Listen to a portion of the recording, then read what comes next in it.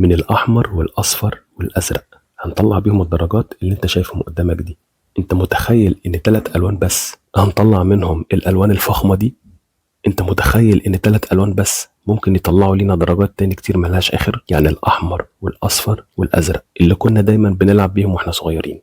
بس استنى، الموضوع مش لعب عيال. النهاردة هنحول ال3 ألوان دول لمصنع ألوان احترافي.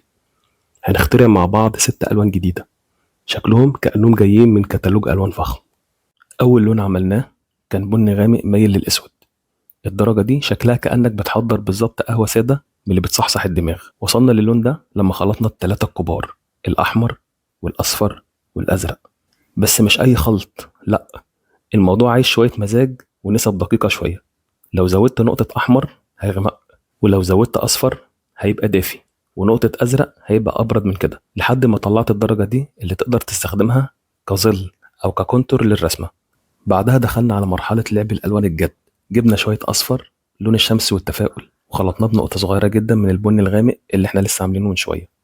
بس خد بالك، نقطة صغيرة كفاية، لأنك لو زودت اللون هيقلب ويودينا في حتة تانية خالص. والنتيجة لون عبقري اسمه البني المصفر، أو زي ما بيقولوا عليه أحيانا أصفر جملي. لون دافي كده وناعم، وتحسه كده بيقولك أنا بتاع الخريف والدفى. اللون ده بقى ينفع لإيه؟ اللون ده ينفع نحطه في الخلفيات في لوحاتنا في الرسم، أو في الملابس، أو ممكن في الديكورات بتاعة الحوائط لو عايز لمسة ترابية شيك. بس خليك معايا لأن اللي جاي أفتح وأغرب. حابب أفكركم لو عجبك اللي احنا بنعمله ده دوس لايك بسرعة، وقبل اللون ما ينشف اشترك في القناة علشان تتابع كل الجديد اللي بنزله. وطبعا ما تنساش تفعل الجرس علشان يوصلك الإشعار مباشر، ودعمني بلايك علشان ده بيشجعني إن أكمل والفيديو ينتشر لناس أكتر. ومستني منك تعليق تقولي فيه جربت تركب أنهي لون. ابدأ جرب حالا، لأن كل لون بتعمله هو خطوة لقدام في طريقك كفنان. فما تكسلش وابدأ حتى لو بنقطة لون واحدة. ودلوقتي دخلنا على درجات أفتح. الجو بقى ألطف واللون بقى أهدى بكتير. المرة دي استخدمنا الأبيض، العنصر السحري اللي بيهدي أي لون ويخليه أرق وأنعم.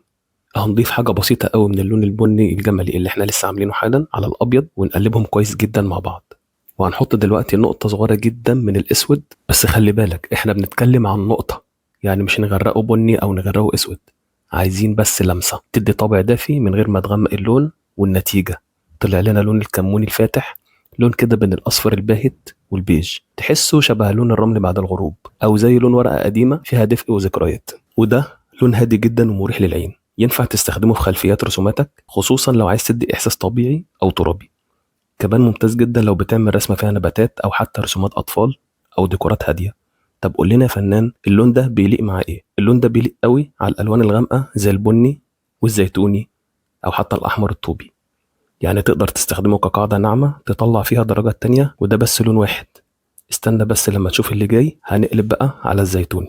عاوزك تقولي في التعليقات ايه هو اكتر لون عجبك وشد انتباهك. كملنا بقى لعبنا في الالوان، وقلنا نجرب نعمل لون جديد يكون فيه خضار بس مش فاقع، يكون رايق وانيق. خلطنا شوية اصفر جملي من اللي احنا عملناه قبل كده، وبعدين ضفنا عليهم لمسة من الابيض. وطبعا لازم نمزج الالوان كويس جدا مع بعض. وزي ما هنشوف دلوقتي هنضيف نقطة اسود على اللون.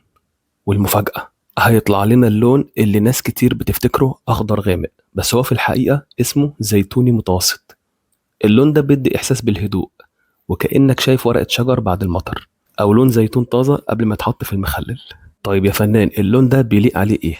هضيف الأول نقطة الأسود اللي احنا اتفقنا عليها، ونكمل مع بعض اللون ده هيليق عليه إيه. اللون ده بيليق على خلفيات ترابية زي البيج والرملي والجملي، وكمان بيطلع تحفة جدا مع الذهبي أو الخشب الطبيعي في التصميمات والرسم.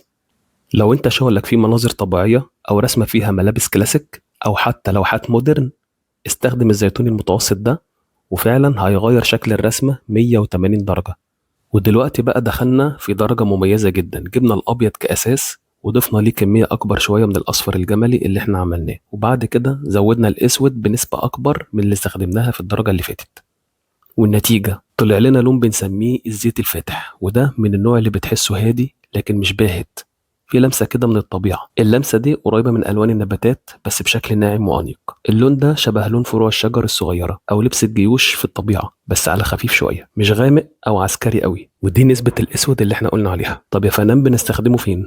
اللون الزيت الفاتح ده بيليق جدا في خلفيات طبيعية أو تصميمات هادية، أو لو بترسم ملابس لشخصيات كرتونية بيكون فيها طابع خريفي أو طبيعي. واللون ده بيليق عليه ألوان زي البيج والرمادي الفاتح أو البرتقالي المحروق أو حتى النبيتي لو عايز تعمل تباين قوي.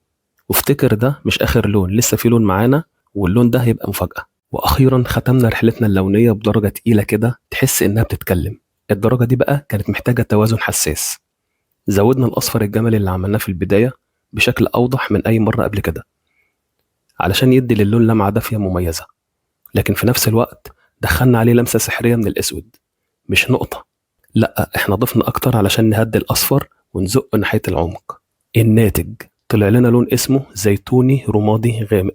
لون مش بسيط، تحسه شوية كلاسيكي وشوية تلاقيه مودرن، شبه طلاء حائط كده أنيق في بيت ستايله صناعي أو جاكيت جلد من اللي بتحس فيه بتقل الشخصية. درجة اللون دي كأنها صوت هادي وواضح في لوحة فيها زحمة ألوان، ومع الإضاءة الصح بيبان فيه لمعة خفيفة شبه لمعة ورق الزيتون الجاف. بص بقى معايا وشوف بعد ما ضفنا اللون الأسود اللون بيظهر معانا إزاي. عاوزين نعرف بقى فين نستخدم اللون ده وبيليق مع إيه. ممتاز جدا كخلفية في لوحات هادية، بيليق جدا في رسم الشجر والغروب، تحفة في ديكور داخلي مع ألوان زي الكريمي والبرونزي أو حتى الأبيض الصافي. ولو في لبس أو ديزاين بيليق مع البيج وبيليق مع الجملي أو الذهبي المطفي. وبكده نكون ركبنا 6 ألوان مبهرة، وكل ده بإيدينا من شوية ألوان أساسية: الأحمر والأصفر والأزرق والمساعد بتاعنا أو الوسيط الأبيض. شايفين؟